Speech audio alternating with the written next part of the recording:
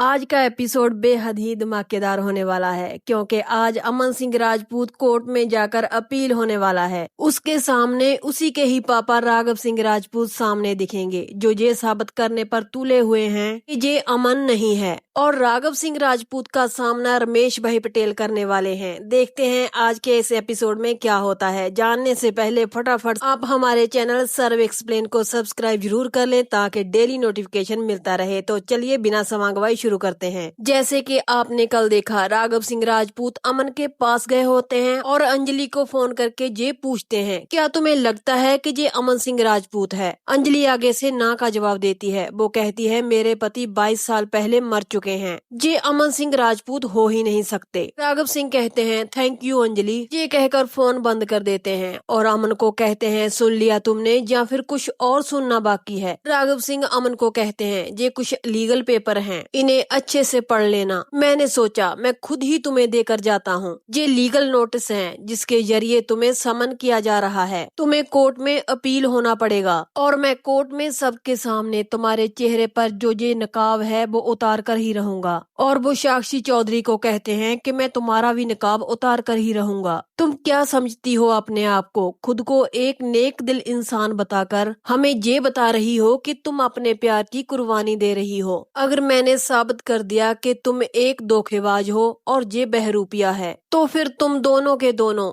24 घंटे के अंदर इस शहर को छोड़कर चले जाओगे। और ये राघव सिंह राजपूत क्या कर सकता है तुम दोनों को तो अंदाजा भी नहीं है। वैभव कहता है कि अक्लमंदी इसी में ही है। कोर्ट में अपील होने से पहले तुम लोग इस शहर को छोड़कर चले जाओ। साक्षी कहती है, शायद ऐसा पहली बार हो रहा है कि एक पिता अपने बेटे पर धोखाधड़ी का इल्जाम लगा रहा है, बिना पहचाने उसे कोर्ट में लेकर जा रहा है। साक्षी कहती है, शर्म आनी चाहिए आपको और शर्म आनी चाहिए उस अंजलि को भी। आप लोग देखना, कोर्ट में यही साबित होगा कि ये कोई और नहीं अमन सिंह राजपूत ही है। राघव सिंह कहते हैं, ऐसा हो ही नहीं सकता, तुम लोग कुछ भी साबित नहीं कर पाओगे। साक्षी कहती है, मेरे पास भी वो सारे डॉक्यूमेंट्स हैं जिनसे ये सब साबित हो जाएगा कि कहाँ कहाँ इनका इलाज हुआ, जहाँ से यूएस से कब गए और कैसे गए। मैं आपको सब कुछ दिखा दूंगी। अगर आप ऐसे नहीं मानना चाहते तो हम लोग कोर्ट में मिलते हैं। राघव सिंह कहते हैं कि ठीक है। वो ये कहकर वहाँ से चले जाते हैं। तभी साक्षी देखती है कि अमन की आंखों में आंसू होते हैं। वो कहती है, क्या हुआ, तुम्हें अपने पापा के लिए बुरा लग रहा है? अमन कहता है, नहीं, मुझे अंजलि के लिए बुरा लग रहा है। वो मुझे क्यों नहीं पहचान पा रही। वो ये सोचकर बेहद परेशान हो जाता है। तभी हम देखते हैं कि अंजलि राजपूत हाउस में नौकरों की तरह काम कर रही होती है। तभी उसको अमन का फोन आता है। वो चला चला कर यही बोल रहा होता है, अंजलि मैं ही तुम्हारा अमन हूँ। तभी वहाँ पर बेशर्म अभय सिंह आता है। वो अंजलि से फोन छीन लेता है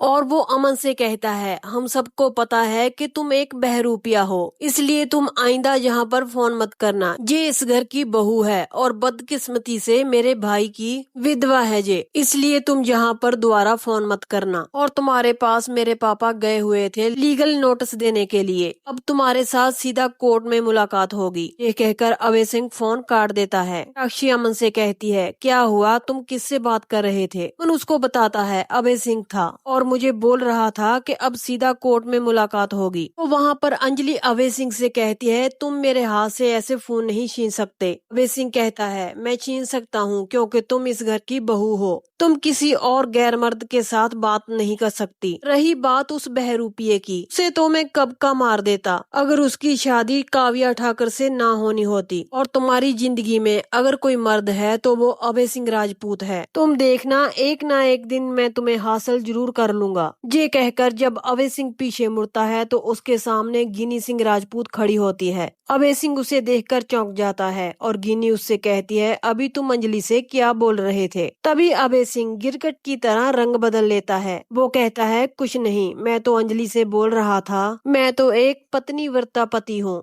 ये सब छोड़ो गिनी, तुम मेरे साथ चलो। गिनी कहती है, लेकिन कहाँ जाना है? अभय सिंह कहता है, अरे काव्या ठाकुर की शादी है, उसके लिए हमें खरीदारी भी करनी करनी होगी, तुम मेरे साथ आओ, चलते चलते बात करते हैं। अभय सिंह गिन्नी को वहाँ से ले जाता है। अंजलि कहती है ये एक निहायती बेशरम और घटिया इंसान है। एक तरफ दीदी को धोखा दे रहे हैं और दूसरी तरफ मुझे बेवजह बदनाम करने पर तुले हुए हैं। तो अगली सुबह होती है। जिस चीज का सबको इंतजार होता है वो पल आ जाता है। हम सबको कोर्ट में देखते हैं। जज साहब राघव सिंह राजपूत से कहते हैं आप अपना आर्गुमेंट शुरू कीजिए। तभी राघव सिंह राजपूत शुरू हो जाते हैं। वो कहते हैं 22 साल पहले मरे हुए इंसान की पहचान लेकर इसने सबको धोखा दिया है। अचानक से 22 साल के बाद मरा हुआ इंसान हमारे सामने आकर खड़ा हो गया, जिसकी 22 साल पहले हत्या कर दी गई थी और उसके कातिल आज तक नहीं पकड़े गए। जज साहब, मैं जिस व्यक्ति की बात कर रहा हूँ, अगर मैं उसे बहरूपिया कह दूं तो कुछ गलत नहीं होगा। इसकी साजिश इतनी घिनौनी है कि इसने एक बड़े घर की बहू को गुमराह किया है, उसको उसके मान मर्यादा के रास्ते से भटकाने की भी कोशिश की है, और तो और उसने एक पिता को इमोशनल ब्लैकमेल करके उसकी संपत्ति हड़पने की भी कोशिश की है। राघव सिंह राजपूत इल्जाम पे इल्जाम लगाए जा रहे थे। वो अपने शब्दों में जज साहब को पूरी कहानी बता देते हैं। तभी रमेश भाई खड़े होते हैं। वो जज साहब से कहते हैं कि मैं भी कुछ बोलना चाहता हूँ। जज साहब उन्हें बोलने की मंजूरी देते हैं। रमेश भाई पटेल कहते हैं मेरे काबिल दोस्त राघव सिंह राजपूत की काबिलियत पर मुझे कोई शक नहीं है। ये एक बहुत ही अच्छे वकील हैं। और वो हंसते हुए कहते हैं कि भाषण भी बहुत अच्छा देते हैं। जहाँ तक मेरी आखिरी जानकारी है, राघव सिंह राजपूत एक वकील हैं और वकील का काम फैसले सुनाना नहीं होता। राघव सिंह राजपूत की जोशीली स्पीच में उन्होंने वकील की तरह बात नहीं की, उन्होंने तो एक जज की तरह बात की। वकील का काम होता है सच को सच बताना, झूठ को झूठ बताना। लेकिन राघव सिंह राजपूत ने तो अपनी दलील की शुरुआत में ही तय कर लिया कि यहाँ पर जो शख्स है षड्यंत्र कर रहा है वो एक बहरूपिया है। इसलिए मुझे लगता है कि सबूतों पे बात करनी चाहिए। इसके बाद न्यायालय सक्षम है ये बताने के लिए कि कौन क्या है। मेरे हिसाब से राघव सिंह राजपूत जो बातें कर रहे हैं वो एक काल्पनिक हैं, झूठी कहानियां हैं। इन सब में कोई भी सच्चाई नहीं है। तभी राघव सिंह राजपूत कहते हैं कि जज साहब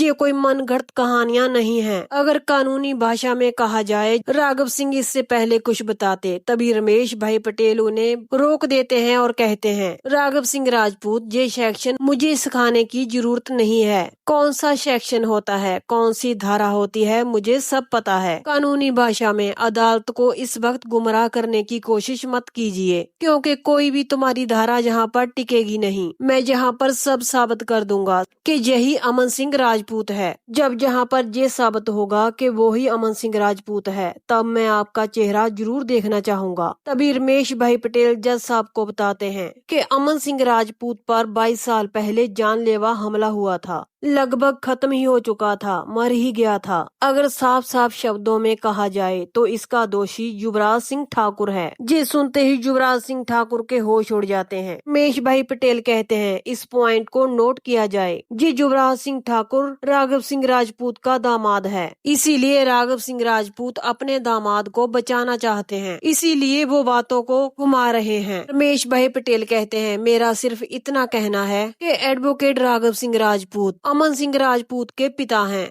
और अंजलि अवस्थी उनकी पत्नी है। सच यही है जज साहब। फिर वो कहते हैं अहम सबूत अमन सिंह राजपूत को मैं कटघरे में बुलाना चाहता हूँ। राघव सिंह राजपूत फिर से जज साहब के सामने जोर जोर से चला रहे होते हैं। वो कहते हैं कि ये अमन सिंह राजपूत नहीं है। अगर जज साहब राघव सिंह राजपूत को कहते हैं आप एक बहुत ही अच्छे वकील हैं, आप शांत हो जाइए। देखिए आपको जो कुछ भी बोलना है इससे पहले ये साबित करना होगा कि ये अमन सिंह राजपूत है या नहीं। मगर राघव सिंह राजपूत फिर से जज साहब को कहता है ये मेरा बेटा हो ही नहीं सकता, क्योंकि वो 22 साल पहले मर चुका है। मैंने उसे अपने हाथों से पाल पोस कर बड़ा किया, फिर उसकी मौत हो गई। मैंने अपने हाथों से उसकी चिखा को अग्नि दी है। ये बात बोलते हुए राघव सिंह की आंखों में आंसू आ जाते हैं। मगर चाहे कुछ भी हो, मगर रमेश भाई पटेल राघव सिंह की एक नहीं चलने देते। वो जज साहब से कहते हैं, इनके कहने से आप फैसला ये नहीं सुना सकते कि ये सच है, मगर मैं आपको ये कह सकता हूँ कि इनकी बातों में रत्ती भर भी सच नहीं है। तो यहीं पर इस एपिसोड का एंड हो जाता है। रमेश भाई पटेल ने ये ठान लिया है कि वो साबित करके ही रहेंगे कि ये अमन सिंह राजपूत है। आगे का एपिसोड और भी धमाकेदार होने वाला है। इसकी फुल अपडेट जानने के लिए आप हमारे चैनल को सब्सक्राइब जरूर कर लें। अगर आपको आज का वीडियो अच्छा लगा तो कमेंट बॉक्स में एक प्यारा सा कमेंट करें और वीडियो को लाइक जरूर कर दें। तो कल मिलते हैं एक और नए एपिसोड की अपडेट के साथ।